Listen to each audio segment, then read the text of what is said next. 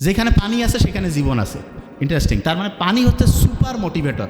Super motivator. এইখানে যারা আছেন অনেকেই কয় যে ভাই পরীক্ষার হলে মাথা কাজ করে না, হঠাৎ করে একটা জিনিস বলবো এই সময় মাথা ঠিকভাবে হচ্ছে যে দেখা যাচ্ছে যে হিসাব কিতাব করতে পারছে না, মাথার মধ্যে ব্যথা লাগতেছে, তারপরে কেন জানি একটা মনের মধ্যে একটা অশান্তি আছে না। শোনেন, যতগুলো সমস্যা এরকম আছে দুইটা সহজ সমাধান আছে, জাস্ট টু। তার মধ্যে প্রথমটা কি জানেন? খুব সহজ। প্রথমটা, আল্লাহ তো এমন সায়েন্টিফিক, যে কোনো প্রবলেমে আপনি পড়বেন আল্লাহ তো জানে যে বান্দা এই প্রবলেমে পড়বে। এখন মনে করেন রাত 2টার সময় সমস্যা, আপনি ওই সময় দোকান বন্ধ, যে কী করবেন? বাঁচতে পারবেন না তো। আল্লাহর কাছে কোনো টেনশন নেই। যে কোনো শারীরিক প্রবলেম কীরকম হইতে পারে? ঘুম আসতেছে না, মাথা ব্যথা, খাবারের রুচি নাই, বুক ধরফর করতেছে, তারপরে মুখ শুকায় যাচ্ছে, ভয় ভয় লাগতেছে, মেজাজ খিটখিটা, আছে না এরকম? এই সমস্যাগুলো খুব কমন, প্রায় হয়। একটা বুদ্ধি, সেটা কি? সেটা হচ্ছে আমাদের গোটাল শরীরে লক্ষ লক্ষ কোটি কোটি নার্ভ আল্লাহ রাখছে, তার মধ্যে একটা নার্ভের কন্ট্রোল একটা মাত্র আল্লাহ আমাদের হাতে দিছে। এখন যে কেউ বলবে আল্লাহ এত কেন কৃপণতা করলো, মনে হয় মাত্র একটা দিছে। আল্লাহ জানে যে একটা দিয়ে কাম হবে। সুপার। কীরকম? ওই নার্ভটা যদি আমি শান্ত করি, ও মুহূর্তের মধ্যে লক্ষ লক্ষ লক্ষ লক্ষ কোটি কোটি নার্ভ সবগুলো শান্ত করবে। খেয়াল করেন তো একটু আগে কী বলছিলাম? সেন্টারে একজন যদি ভালো হয় সব ভালো হবে, একটা নার্ভ যদি শান্ত হয় সব শান্ত হবে, একটা যদি অশান্ত হয় সব অশান্ত হবে। এখন অনেকে বলতে পারে যে ভাই ওই নার্ভটা শান্ত করার বুদ্ধি কি? খুব সহজ একটা বুদ্ধি আছে, সেটা বলবো। আপনার ওই নার্ভটা আছে আমাদের ডায়াফ্রাম, বদ্ধচ্ছদটা, পেটের এইখানে মনে করেন ওইটার সাথে কানেকশন। এই জন্য পেট চিরে ওইখানে শান্ত করা লাগবে না। খুব সহজ বুদ্ধি দিছে। দেখেন আল্লাহ কত সায়েন্টিফিক। আমরা প্রতি মুহূর্তে শ্বাস নিচ্ছি না? নিশ্চিত নাকি বলা লাগে যে ভাই শ্বাস নে, নাহলে কিন্তু মরে যাবি, বলা লাগে? সবাই শ্বাস নিচ্ছে। এই শ্বাসের সাথে ওই নার্ভটার কানেকশন দিচ্ছেন। দেখেন কত ইন্টারেস্টিং এবং কত সায়েন্টিফিক। পৃথিবীতে কি এরকম লোক আছে নাকি যে বাঁচিয়ে আছে কিন্তু শ্বাস নিচ্ছে না? এরকম আছে? শ্বাস নিবেই। আপনার কাজটা কি জানেন? যখন এরকম যে কোনো টেনশনের অবস্থায় পড়বেন, কিচ্ছু না, 3 থেকে 5 বার 10 বার বুক ভরে শ্বাস নেবেন, ধরে রাখবেন, ছাড়বেন। একটু করেন তো, এখনই ভালো লাগবে। নাক দিয়ে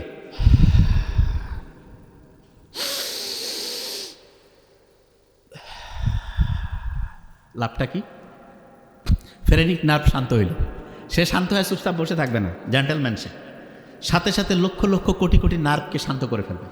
এবং নার্ভগুলো যখন শান্ত হইল, বুক ধরপর কমে গেল, মুখের মধ্যে যে ওই যে মুখ শুকায় গেছিলো সেটা কমে গেল, ঘুমের সমস্যা কমে গেল, মাথা ব্যথা অনেকটা কমবে। তারপরে অনেকের করছে যে মাথা ব্যথা কমতেছে না, কোনো সমস্যা নেই। কুসুম কুসুম গরম পানি, একটু পাহাড়িয়া স্প্রিং সল্ট লবণ দিয়া একটু খেয়ে ফেলেন, দেখবেন ওইটা যে ব্রেইনের মধ্যে কাজ শুরু করে দিবে।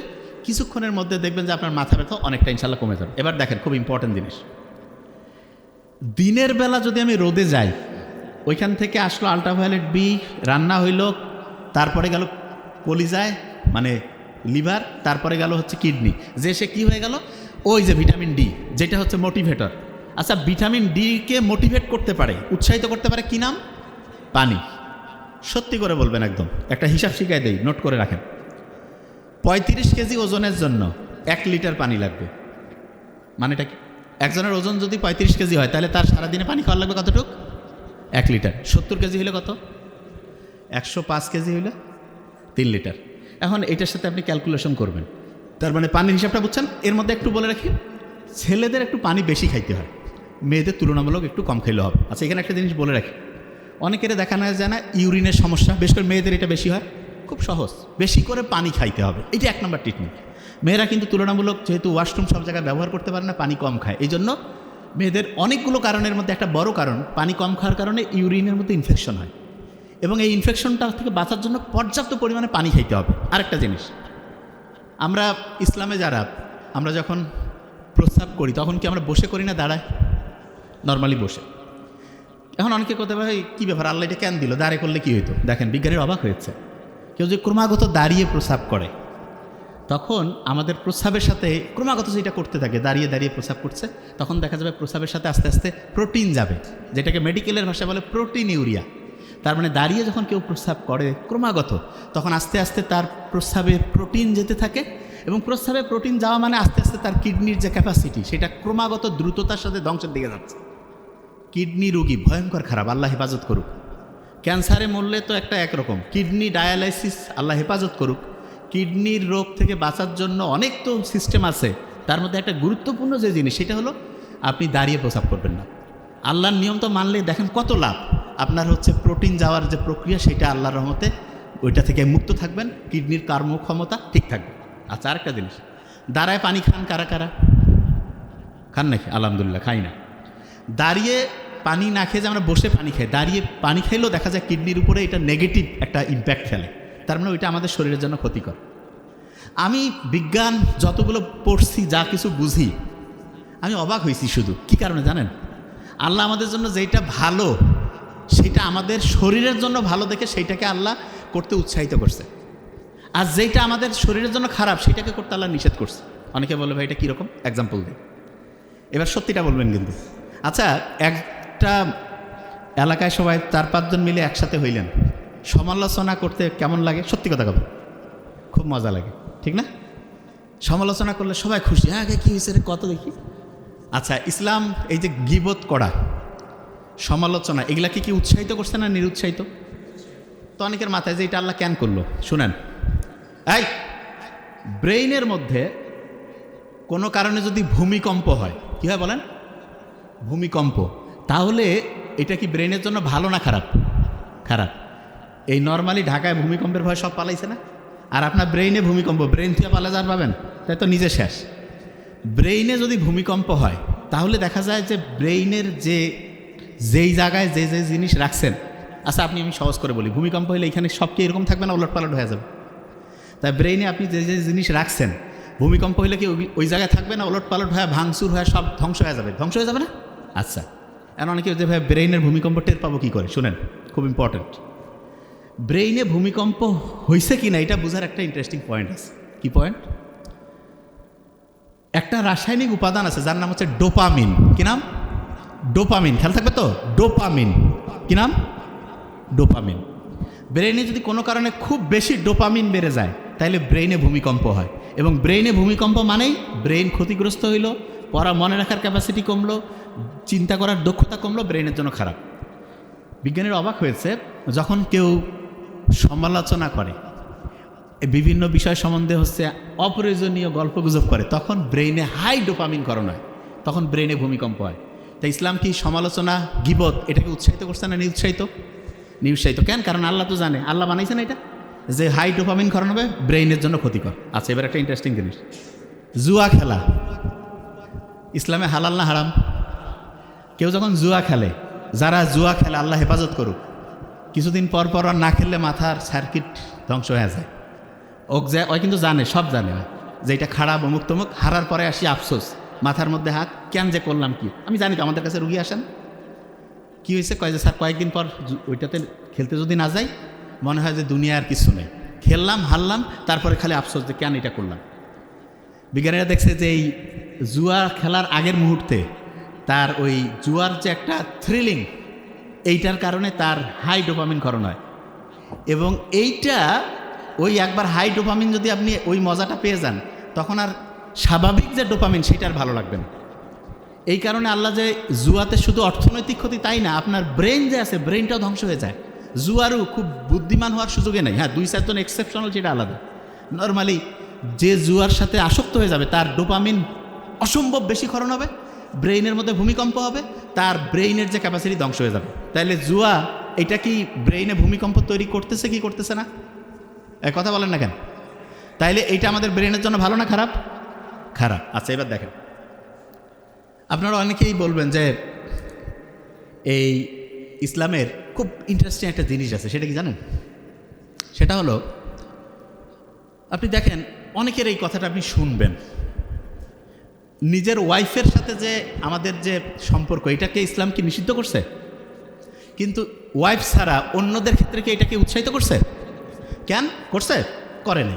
এইটা কেন? কারণ নিজের স্ত্রী ছাড়া অন্যদের সাথে যখন আমরা চিন্তা ভাবনা করতে যাই, তখন আমাদের ব্রেইনে হাই ডোপামিন ক্ষরণ হয়, এবং হাই ডোপামিন যখন ক্ষরণ হবে তখন ব্রেন কি ভালো হবে না খারাপ হবে? খারাপ। তার মানে যেই জিনিসটা ইসলামে আপনাকে নিষিদ্ধ করছে, এইটা এখন সায়েন্স বুঝতেছে যে এইটা আমাদের জন্য ক্ষতিকর দেখে ইসলাম এটাকে নিষিদ্ধ করছে। আচ্ছা, বুঝাইতে পারছি তো এই জিনিসটা? আচ্ছা, যে জায়গায় আমি ছিলাম, ভিটামিন ডি খেয়াল আছে? তাইলে ওইটা উৎসাহদাতা। দিনের মধ্যে যদি আপনি সকাল 10টা, 10:30 থেকে দুপুর 2:30, 3টার মধ্যে যদি 20-25 মিনিট, 15 মিনিট হইলেও হবে, যদি আপনি সূর্যের আলোর নিচে থাকেন, দেখা যাবে আপনার শরীরের মধ্যে যে এই যে এখানে যে কোষগুলো আছে না, এই কোষগুলো থেকে একটা জিনিস তৈরি হবে যার নাম হচ্ছে মেলাটোনিন। কি নাম বলেন তো?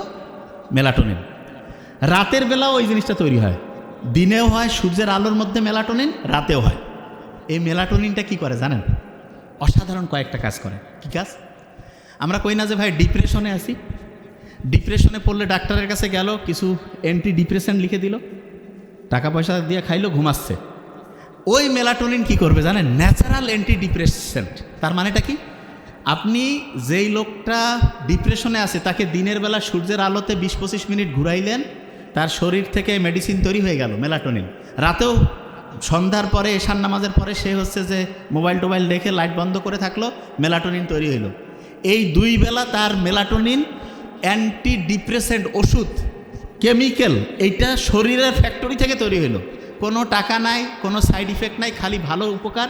রাতে ঠিকভাবে ঘুম হবে, দিনের বেলা সে টেনশন, ডিপ্রেশন ফ্রি হয়ে গেল। সুবহানাল্লাহ বলবেন না? আচ্ছা, এই যে যেই কোম্পানিগুলো আছে দুনিয়ায়, সবাই যদি এরকম শরীর থেকে ওষুধ বানায় খায়, কোম্পানি চলবে? হ্যাঁ? তাহলে কোম্পানি কী চাবে দেখেন, সিস্টেম বুঝবেন এবার। কোম্পানি চাবে যেভাবে হোক এই লোকগুলো হচ্ছে কোম্পানির ওষুধের এই জায়গায় আনতে হবে, আনলে বিক্রি, বিক্রি হইলে টাকা, টাকা হইলে তো ব্যবসা চলবে, ঠিক না? আচ্ছা, দেখেন কোন জায়গা থেকে শুরু করছে এরা। ব্রয়লার মুরগির যে ডিম কারা কারা খান? হাত দিতে পারেন? সবাই খায়। আচ্ছা, এবার শুনেন, আমি কিছুদিন আগে ব্রয়লার মুরগি নিয়ে একটা স্পিচ দিয়েছিলাম। কিছু ব্রয়লার মুরগির ব্যবসায়ী বা অন্য কেউ কি আমি জানি না, ওরা এসে আমাকে অফিস থেকে জানাইছে, ওরা এসে করছে হ্যাঁ সারিলা কথা কেন করছে, যে আমাদের এটা সরকার খাচ্ছে অমুক তমুক। আচ্ছা, সরকার কি খায় সেটা আপনাকে আমি বলি, তাহলে শুনলে অবাক হবেন।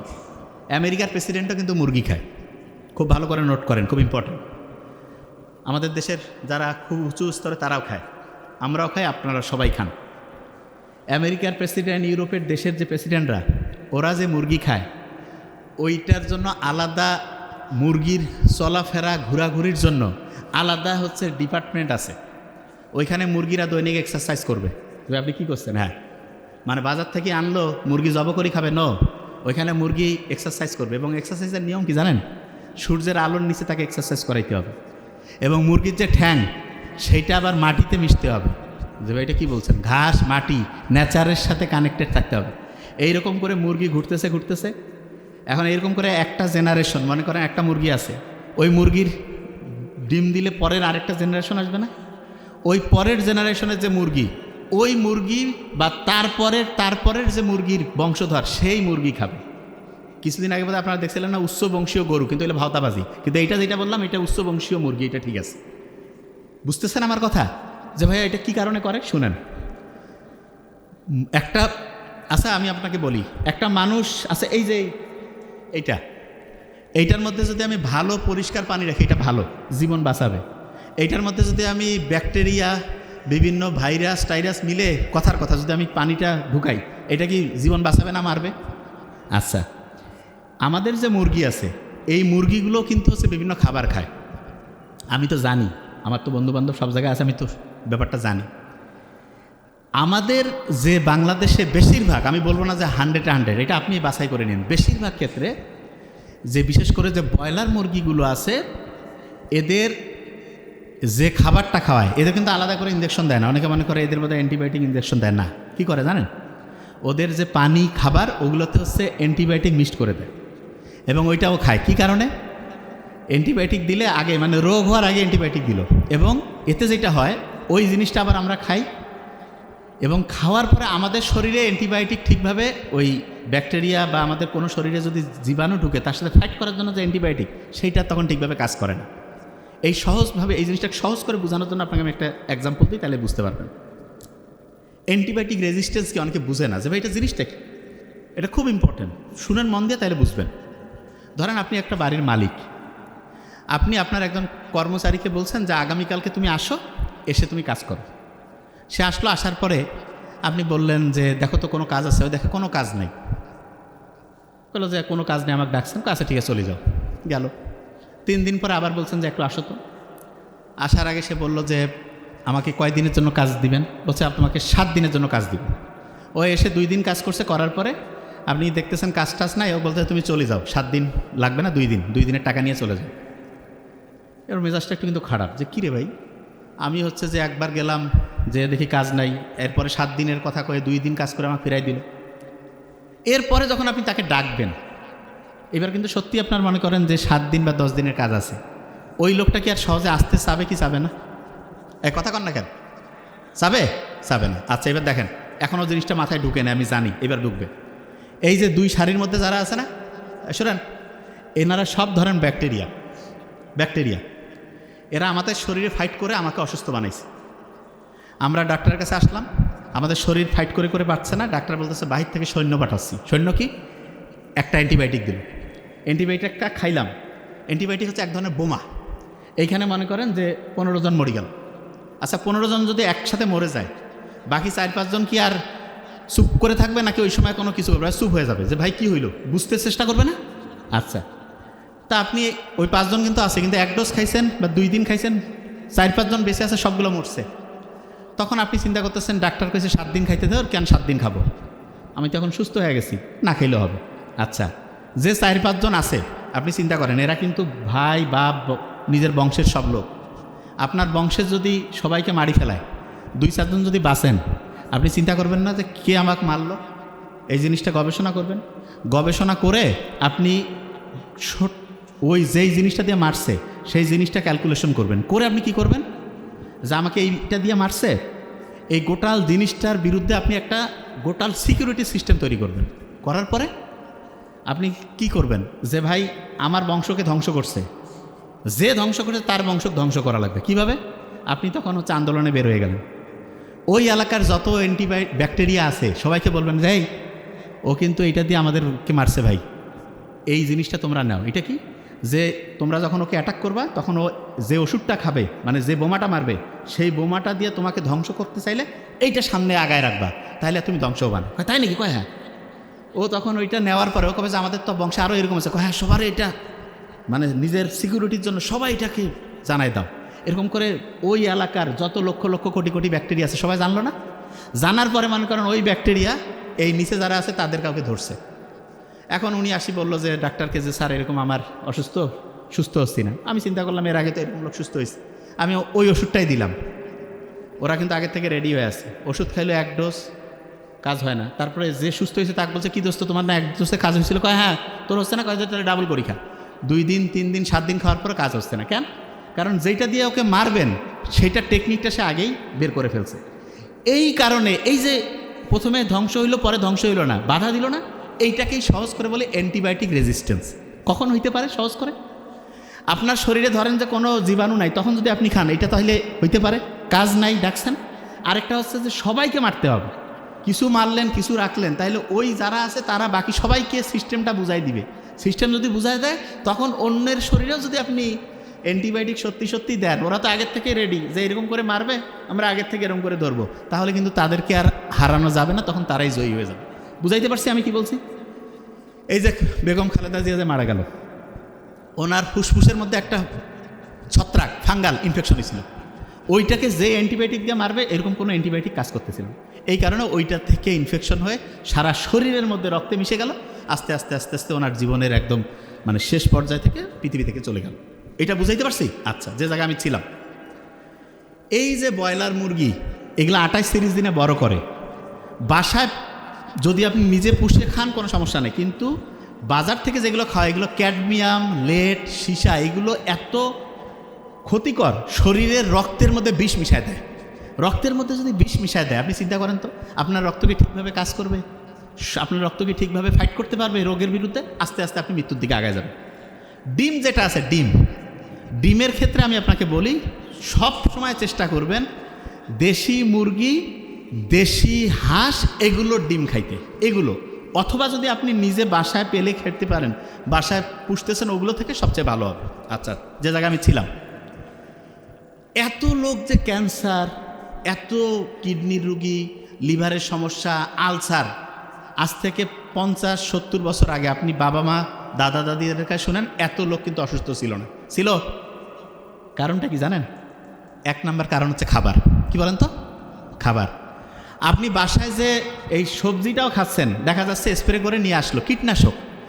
মাছ যেটা আছে সেইটার মধ্যে হচ্ছে দেখা যাচ্ছে যে কীটনাশক, মানে ওই মাছের মধ্যেও কিন্তু সে মিক্সড করে দিচ্ছে একটা ক্ষতিকর কেমিক্যাল, সেইটা আপনি খেয়ে ফেলতেছেন। তারপরে আপনি যে চাল আছে, চালের মধ্যে ইউরিয়া মিশাচ্ছে। বাজারের যত পচা খাবার আছে সবগুলোর মধ্যে কোনো না কোনো কেমিক্যাল। তাহলে এটা আপনার শরীর কি ভালো করবে না খারাপ করবে? হ্যাঁ, খারাপ করবে। আচ্ছা, তাহলে এগুলো থেকে বাঁচার বুদ্ধিটা কি? সবচেয়ে ভালো বুদ্ধি যেটা আমি মনে করি সেটা কি বলি?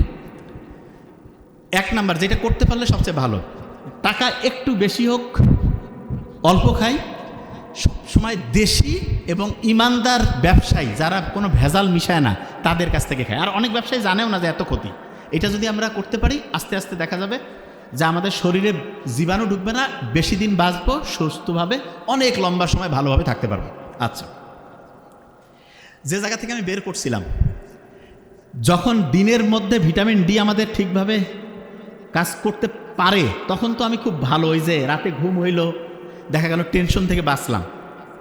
আচ্ছা, রাতের বেলা মোবাইল চালায় এবং মোবাইল চালানোর মধ্যে দুইটা বৈশিষ্ট্য বলবো।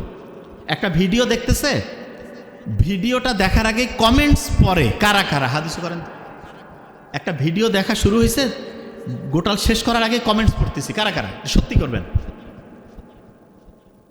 হ্যাঁ, আছে না? আচ্ছা, শুনেন, যারা একটা ভিডিও দেখতে গিয়ে বেশিক্ষণ ভিডিও দেখার না যেতেই কমেন্টস পড়া শুরু করেন, তাদের ব্রেইনের মধ্যে একটা সমস্যা হয়ে গেছে। সেটাকে মেডিকেলের ভাষায় খুব বড় একটা নাম আছে, ADHD, attention deficit hyper activity disorder. কঠিন শব্দ বাদ দেই, সহজ করে বুঝাই দেই।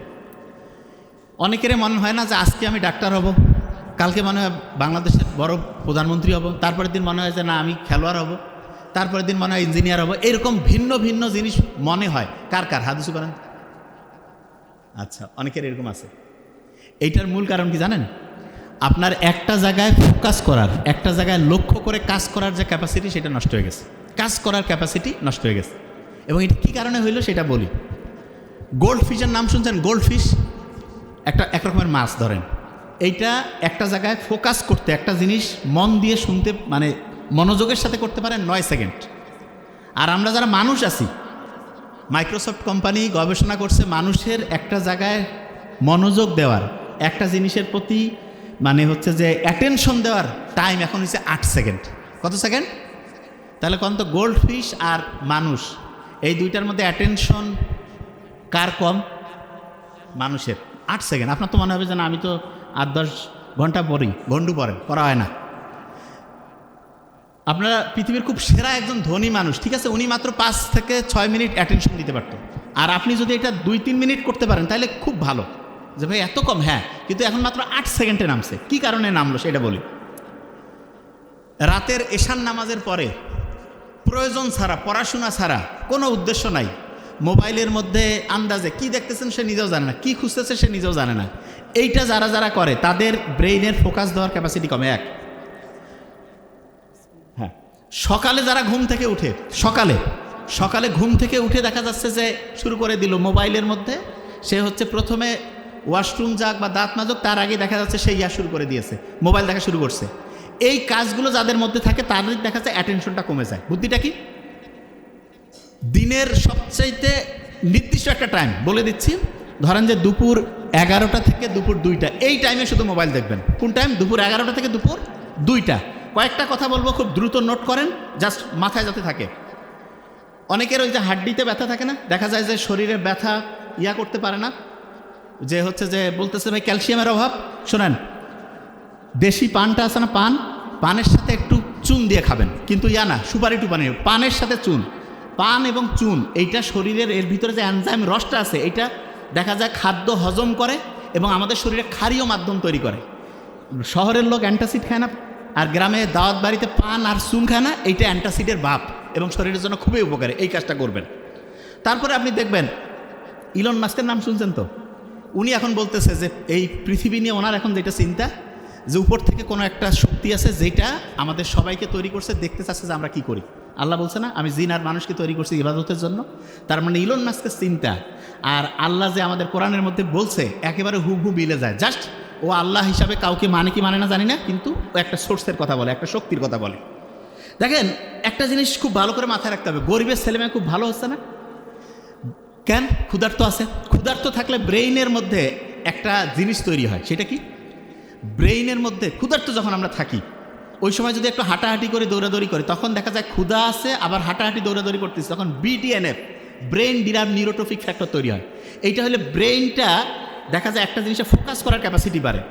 আগেকার দিনে আমরা কি করতাম, দেখা যায় তো পথে ঘাটে জঙ্গলে শিকার করে খাইতাম, সারাদিন শিকারের পিছনে দৌড়াচ্ছি, যতক্ষণ খাবার পাইনি ততক্ষণ ব্রেন খুব শার্প, যখনই খাবার পাইলাম খাওয়ার পরে ঘুমায় পড়লাম। এই জন্য ছোট বাচ্চা গরিব থাক ধনী থাক তাকে ক্ষুধাতে একটু রাখবেন।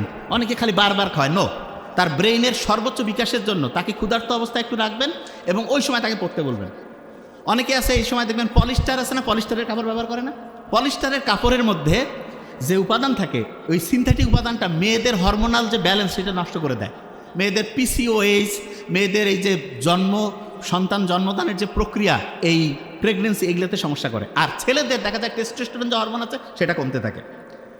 যারা স্টুডেন্ট আছেন সবসময় খেয়াল রাখবেন, খুব ভালো, যখনই পড়তে বসবেন তার আগে মানে যেই জায়গায় বসবেন টোটাল জায়গাটা একদম চোখের সামনে থেকে সব কিছু সরাই ফেলবেন। এই কাজটা করলে আপনার ব্রেইনের অ্যাক্টিভিটি 35 থেকে 45% বেড়ে যাবে। তারপরে ডায়েরি নিলেন, কলম নিলেন, আর ওই যে বইটা নিলেন, নিয়ে একটু 1 মিনিট পড়ার টার্গেট করবেন। 1 মিনিট। অনেকে টার্গেট করে 8-10 ঘন্টা পড়বো, পড়া হবে না। ব্রেন কবে যে 8-10 ঘন্টা পরে পড়ি, একটু ফেসবুক থেকে ঘুরিয়ে আসতে গিয়ে আর শেষ। 1 মিনিট টার্গেট নিয়ে পড়বেন, গেম চেঞ্জিং হবে। আর যা পড়বেন মেইন পয়েন্টটা লিখবেন। আমরা যা কিছু খাই, যে এখানে বোতল আছে, আমি কিন্তু এগুলো খাই না নর্মালি, দেখবেন আমার বোতলগুলো আলাদা। এগুলোর মধ্যে আমি সেদিন আকিস গ্রুপ অফ ইন্ডাস্ট্রিজের ওইখানে প্রোগ্রামে ওনাকে বললাম, মহিউদ্দিন ভাইকে, যে এগুলোর মধ্যে মাইক্রোপ্লাস্টিক আছে। এগুলো কি করে? রক্তের মধ্যে ঢুকে রক্তের নালীগুলোকে আস্তে আস্তে আস্তে আস্তে আস্তে জ্যাম করে দেয় এবং রক্ত ঠিকভাবে কাজ করতে পারে না, রক্ত হচ্ছে জ্যামের মধ্যে পড়ে যায়। রক্ত যদি জ্যাম লাগে, রক্ত যদি ঠিকভাবে কাজ না করে, তখন দেখা যায় আমাদের শরীরে রোগ জীবাণু বাঁধে। এবং এই জন্য ইসলামের মোহাম্মদ সাল্লাল্লাহু আলাইহি ওয়াসাল্লামের খুব অসাধারণ একটা হচ্ছে, রক্ত পরিষ্কারের জন্য হিজামা করবেন। আমার ছোটো ভাই নোবেল এটা নিয়ে খুব ভালো করে বলে, হিজামা যদি করেন গেম চেঞ্জিং হবে। এবং সব খাবারের মধ্যে এত প্লাস্টিক, বিজ্ঞানীরা দেখছে প্রতিদিন প্রায় 50,000 মাইক্রোপ্লাস্টিক আমাদের শরীরে ঢুকতেছে। আস্তে আস্তে এটা আমাদের কোষগুলোর যে স্বাভাবিক গঠন ধ্বংস করতেছে এবং আমরা ক্যান্সার, আলসার, লিভারের সমস্যা, এই বড় বড় সমস্যার দিকে আগায় যাচ্ছি। সুগন্ধি ইসলামের খুব ভালো একটা জিনিস না? ইসলাম কত অসাধারণ। বিজ্ঞানীরা এখন দেখতেছে, কেউ যখন বডি স্প্রে, মানে এক কথায় সে আতর মাখুক আর যাই মাখুক, সুগন্ধি যখন সে ব্যবহার করে, তার ব্রেইনের 2টা অংশ, প্রিফ্রন্টাল কর্টেক্স, হিপ্পোক্যাম্পাস অ্যাক্টিভ হয়ে যায়। হইলে কী হবে? পড়া দ্রুত শর্ট টার্ম থেকে লং টার্ম মেমোরিতে যাবে, পড়া মনে থাকবে। আর একটা জিনিস বলে রাখি যেটা খুব ইম্পর্টেন্ট, যখন আপনি পড়বেন, যখন আপনি একটা নতুন জিনিস পড়বেন, তখন বাম হাতটা মুষ্টি করে পড়বেন। আর যখন রিভিশন দিবেন, রিভিশন মানেটা আর না, আর প্রথম বর্ণ, রাইট হ্যান্ড মানে আর না, ডান সাইডের যে রাইট হ্যান্ড এইটা দিয়ে এইটা হাতটা চিপে ধরে পড়বেন। মানে নতুন জিনিস পড়ার সময় বাম হাতটা মুষ্টি করে ধরবেন, আর যখন পুরাতন জিনিস রিভিশন দিবেন তখন ডান হাতটা মুষ্টি করে ধরবেন। কেন? ডান হাতটা মুষ্টি করে ধরলে ব্রেনের বাম সাইডটা, বাম হাতটা মুষ্টি করে ধরলে ব্রেনের ডান সাইডটা অ্যাক্টিভ হবে এবং পড়াটা তখন ঠিকভাবে যেখানে রিজার্ভ করার কথা সেখানে হবে। 1 মিনিটে কথা এখন সবগুলো রিজার্ভ যা যা আমরা বলছি এটা এখন ধরে ফেলবো। শহীদ প্রেসিডেন্ট জিয়াউর রহমান কোন ভিটামিনের মতো? Vitamin D. আচ্ছা, ভিটামিন ডি যদি ঠিকভাবে কাজ করে আমাদের টেনশন বাড়বে না কমবে? কমবে। আচ্ছা, ব্রেইনের জন্য খুব ভালো পানি, আর হচ্ছে যখনই টেনশন হবে বুক ভরে শ্বাস নিব, ছাড়বো। একজন সেন্টারে যে আছে তার ব্রেন যদি সৎ হয়, তাহলে দেশের সব লোকের ব্রেন ভালো হবে না খারাপ হবে? ওই লোক যদি খারাপ হয়, সব খারাপ। তাহলে আমরা যদি দেশটাকে ভালো করতে চাই, সেন্টারে কি ভালো লোক রাখবো না খারাপ লোক? Thank you so much. আসসালামু আলাইকুম।